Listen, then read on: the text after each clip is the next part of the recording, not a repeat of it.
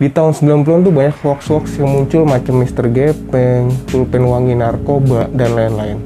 Yang gue bingung, siapa yang buat hoax itu pertama kali, terus bisa nyebar seantero negeri. Padahal zaman itu, belum ada sosmed. Gila nggak?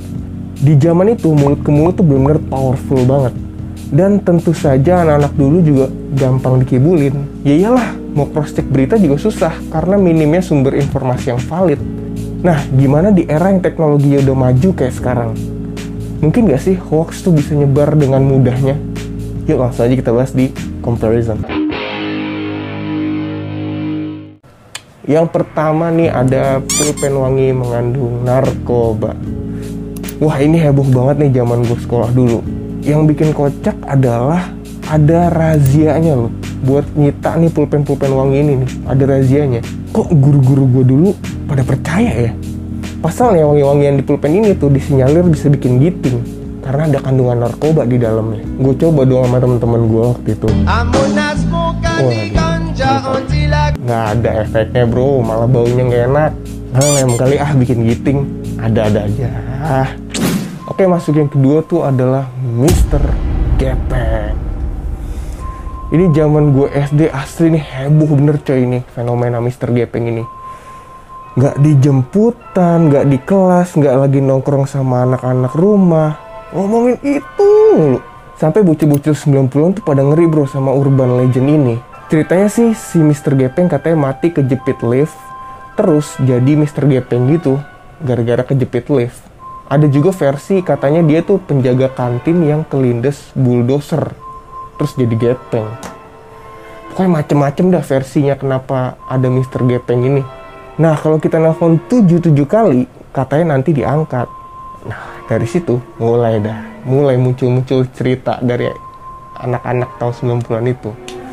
Ada yang ngaku diangkat teleponnya, ada yang ngakunya nggak direspon teleponnya, ada yang ngibul buat ngimpress temen-temennya. Macem-macem dah. Yang ngibul tuh kayak, gua kemarin nelpon diangkat. Padahal ngibul, biar dipuji aja. Tapi nama Gepeng ini juga akhirnya sering dipakai buat manggil temen-temen yang badannya kurus atau mukanya rada rata. Jadi panggilan populer gitu deh di sekolah atau di tongkrongan. Peng, Gepeng. Sering banget tuh kayak gitu biasanya. Yang ketiga adalah Tony Hawk lompat dari gedung dan meninggal. Gara-gara game Tony Hawk Pro Skater dulu hits, mulai dah ada yang buat cerita-cerita. Ada yang hits, ada dah cerita-cerita hoax yang muncul. Tapi ini emang ngehe banget sih yang buat hoaxnya. Dan banyak anak-anak dulu yang percaya karena nggak bisa konfirmasi kebenarannya kayak sekarang yang mudah banget informasi didapat buat di cross check bener atau enggaknya. Jadi ceritanya Tony Hawk kan emang skater yang terkenal banget ya di Amerika tuh. Dan di Indo juga terkenal karena ada game PS1 Tony Hawk Pro Skater. Jadi karena Tony Hawk udah jago banget, dia mau nyoba tantangan baru, yaitu lompat dari satu gedung ke gedung yang lain. Tapi gagal dan katanya nggak selamat. Entah kenapa beritanya langsung nyebar aja tuh di sekolah-sekolah. Gue penasaran dong, siapa yang pertama kali nyebarin tuh hoax, terus gue telusurin cari-cari di internet. Kayaknya ini video asal-muasalnya hoax itu dibuat deh. Here he goes. Yeah. This is it. Oh my god, he's gonna fly it.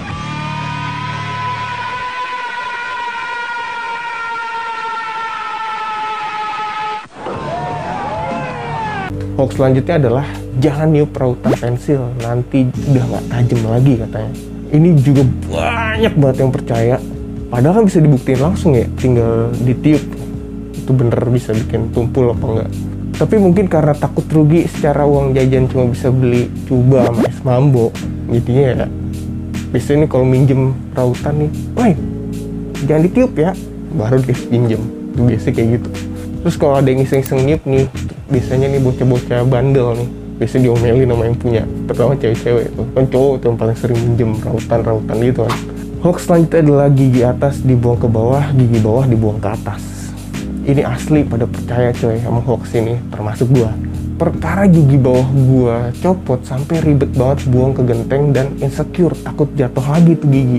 Mitosnya gigi kita tuh nggak bakal numbuh lagi kalau kita salah buang. Misalnya kita buang gigi bawah ke bawah, ya udah numbuhnya ke bawah. Mitosnya begitu, makanya anak-anak dulu pada takut. Gimana nggak mau takut, nggak percaya, sampai masuk iklan Pepsodent bro. Ingat, gigi atas dibuang ke bawah. Kenapa, Nang? Nama gue.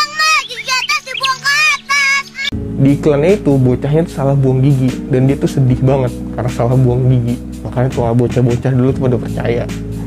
Ada-ada aja. Hoax selanjutnya adalah isu kiamat di tahun 1999. Dulu tahun 1999 beredar isu kiamat yang bakalan terjadi. Entah siapa yang bikin isu itu, tiba-tiba sebagian masyarakat tuh panik bakal kiamat di jam 9, tanggal 9, bulan 9, tahun 99. Ada juga yang berpendapat kiamat di bulan 9 tahun 99 itu sebagai isyarat dari angka 666. Jadi 99-nya itu dibalik jadi 666. Dan hari itu disebut hari yang menyeramkan. Tapi ya, yang seperti yang udah-udah, kiamat di tahun 99 ya dianggap hoax saja sama mayoritas orang. Yang percaya pada malu dah tuh, udah pada nangis-nangis takut kiamat. Sampai sekarang aja belum kiamat. Isu selanjutnya adalah pemeran Po di Teletubbies tewas kehabisan napas. Di tahun 90 akhir sampai 2000 awal, serial Teletubbies sangat terkenal di Indonesia. Udah tahu dong, kalau ada yang terkenal, di situ ada orang iseng yang buat hoax. Yup, Po Teletubbies dibuat isu meninggal karena kehabisan napas akibat terjebak di kostumnya. Jadi nggak bisa buka, katanya kejebak, wah kehabisan napas. Langsung dong isu ini merebak di sekolah-sekolah, nyebar dari satu mulut ke mulut yang lain. Oh nyebar, sampai merembet ke sekolah-sekolah lain. Padahal nggak ada tuh fakta yang membuktikan. Tapi waktu itu pada percaya cuy, dan jadi trending topik lah kalau istilahnya zaman sekarang. Oke, kenapa orang dulu percaya hoax? Kenapa? Jawabannya ya karena emang dulu informasinya tuh belum semudah sekarang didapatkan. Senjata mulut ke mulut itu zaman dulu yang membuat hoax nyebar ke masyarakat, dan biasanya tuh lebih awet. Kenapa lebih awet? Ya karena informasi zaman itu tuh sulit didapat. Buat divalidasi beritanya bener atau enggak. Kalau ternyata ada yang validasi dan tahu itu hoax, buat nyebarin info yang benernya tuh cukup susah. Ya karena informasinya tuh nggak secepat sekarang tuh disebarnya. Cara paling ampuh buat matiin berita hoax zaman itu ya harus disebar dulu ke media konvensional kayak TV sama radio. Beda dengan zaman sekarang, dari akun orang biasa aja bisa langsung nyebar tuh beritanya cepet. Apalagi TikTok tuh FYP. Beuh, cepet banget. Oke, gimana di era milenium dan di era percepatan internet kayak sekarang? Apakah masih ada hoax? Sayangnya masih ada. Yang pertama yang baru-baru ini nih, babi ngefek. Buset, tahun 2021 masih aja percaya gituan. Saking percaya sampai ada ibu-ibu yang nuduh pelaku ngepet adalah orang yang di rumah aja tapi kaya. Ya ampun. Ternyata pelakunya Pak Ustadz sendiri yang rencanain hoaxnya. Malu deh. Terus tahun 2016-an ada Dimas Kanjeng yang menggandakan uang. Dari belakang gini deh. Ini aduh, logikanya gini aja ya. Kalau dia memang bisa gandain duit, ngapain dia buka jasa gandain duit dan dia dapat upah dari jasa gandain duit itu? Kalau emang bener dia tinggal gandain uang terus tinggal di Maldives, Bora Bora, Swiss, terus hidup bermewah-mewahan. Bahkan parahnya terbukti Dimas Kanjeng sampai ngebunuh 2 orang pengikutnya yang ingin bongkar penipuannya ini. Pengikutnya ini ada yang sadar kalau Dimas Kanjeng ini bohong, terus pengen ngebongkar praktek penipuannya, tapi dibunuh. Terus Dimas Kanjeng dipenjara di 19 tahun. Back to question, kenapa masih ada hoax di era percepatan internet kayak sekarang? Ternyata masalah utamanya bukan di kemudahan kita mendapatkan informasi, tapi kurang kritisnya masyarakat menerima informasi. Jadi ditelan mentah-mentah aja gitu kayak sushi. Nggak usah jauh-jauh deh. Grup WhatsApp biasanya bawa bapak sama ibu-ibu nih sasaran kemakan berita hoax. Nggak pakai di cross check dulu beritanya, langsung aja dah tuh dikirimin ke grup-grup lain, ke tetangganya, ke kerabatnya. Apalagi zaman politik waktu itu. Beuh. Sama juga sama di FB. Nih ada contohnya nih. Tanda-tanda kiamat udah dekat. Inilah BH-nya Dajjal. Astagfirullah. Dajjal nggak pakai BH. Disuruh komen netnote agar Dajjalnya nggak turun ke bumi. Terus pada mau dong. Aduh, kenapa pada mau? Ini mah Dajjalnya nggak mau muncul beneran karena nggak usah dipengaruhin manusianya, udah bego.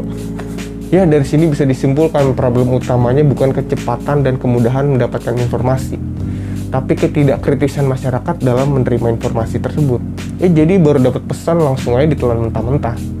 Nah, jadi gini, kalau dapat informasi, cara simpelnya misalnya kita dapat sebuah isu atau pesan, jangan ditelan mentah-mentah.